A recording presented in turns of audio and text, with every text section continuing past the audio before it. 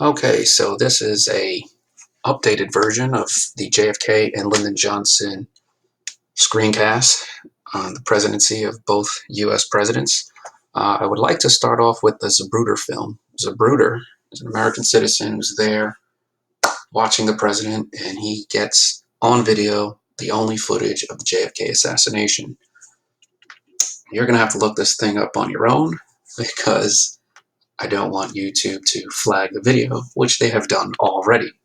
Anyway, if you choose to watch the film, just understand that it is graphic, um, and that pay attention to the motion that Kennedy makes, whether his head is moving forward or moving back.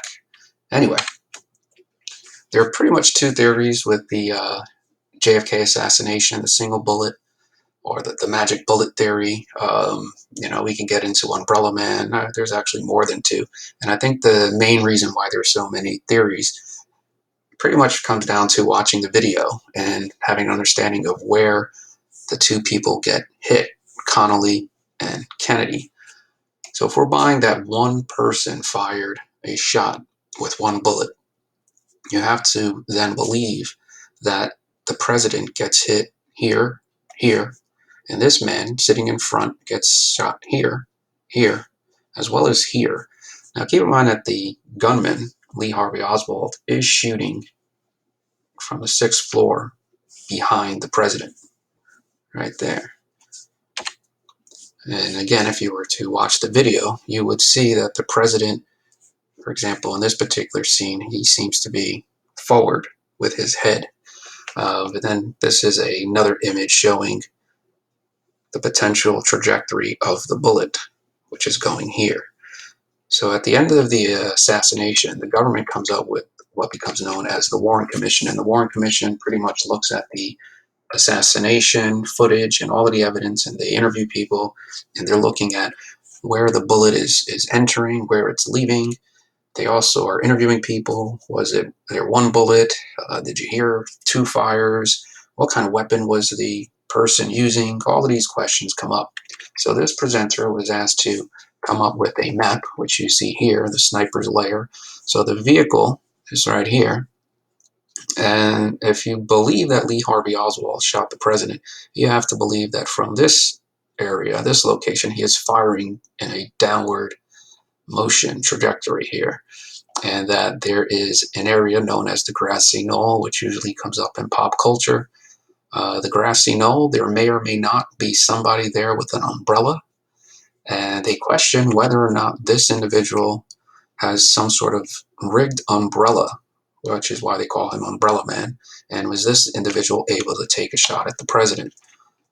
So, if we were to look back at the hit, if somebody's firing from behind, it might be possible to hit the president or Connolly.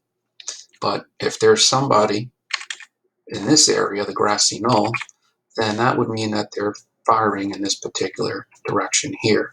So it's all very complicated, and the Warren Commission concludes that Lee Harvey Oswald was the lone gunman responsible for the Kennedy assassination. Again, you might want to look at the video and you make your own determination about that. There's also a belief that Lyndon Johnson was responsible. Why do people believe that? Well, Lyndon Johnson, as I mentioned in another video, represented a Southern Democrat. The Democratic Party was split between North and Southern Democrats. They believed that Kennedy had picked Lyndon Johnson because he believed that Johnson would carry the support of the Southern Democrats. Johnson also seemed to be upset with Kennedy's brother, Robert Kennedy, who later gets assassinated as well. They felt that the vice president just did not have as much power, and he may be jealous, resents the president's brother. Maybe those are some of the possible motives, but again, who knows? There seems to be speculation, but there have been books written about Lyndon Johnson. My question is, if Lyndon Johnson did it, why? I mean, Lyndon Johnson becomes a president that usually is associated with the Vietnam War. Here he is after the assassination, being sworn into president of the United States of America. Lyndon Johnson wanted to implement his Great Society, which was his war on poverty and a lot of social programs. As you see here, a lot of legislation uh, doing things with jobs for schools, the forest. He's outlawing discrimination in housing, pretty much a war on poverty, a war on discrimination. But none of that stuff really matters when you look at Lyndon Johnson, because in this presentation slide is to get a sense of some of the ideas that some of the issues that the president is dealing with: the Vietnam War, the Civil Rights Act, and whether or not those issues are going to take a back seat, or is it the Great Society? Who knows which one is going to be an issue in the 60s? But historically, when we look at some of the photographs and maybe some of the frustration, Lyndon Johnson's entire presidency becomes haunted by the Vietnam War. Here he is with McNamara, and he just looks frustrated as he tries to resolve some sort of plan for the Vietnam War. Here he is talking with King, trying to resolve civil rights issues. Here he is again. So I think that the main point here is, if Lyndon Johnson was responsible in some way for the assassination or was aware, I mean, he's really setting himself up for a pretty big presidency. I mean, because he has to resolve the civil rights movement, the Vietnam War, the Cold War is going on, the turbulent 60s. Things are about to get pretty heated in the country.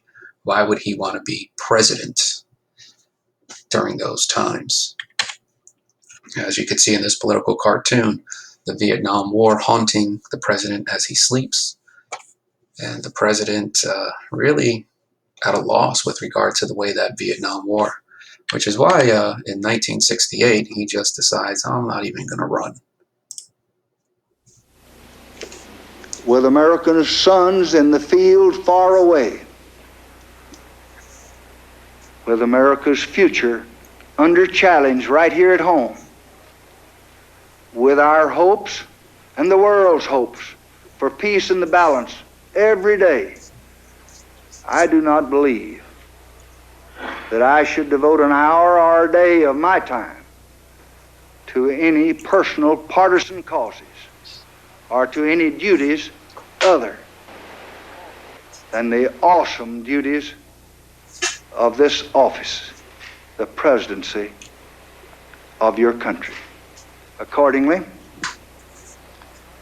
I shall not seek and I will not accept the nomination of my party for another term as your president. So he's pretty much saying, hey, I'm done. I'm not even going to bother running. I'm not taking the nomination for the Democratic Party. I'm out. Like, I tried my Great Society. I tried the Vietnam War. That thing is just way too complicated. Your JFK Lyndon Johnson summary. Pause the video. Write down your notes. Compare them to what I've come up with. That single bullet, that magic bullet, and Lyndon Johnson becoming the president, possibly one of the worst times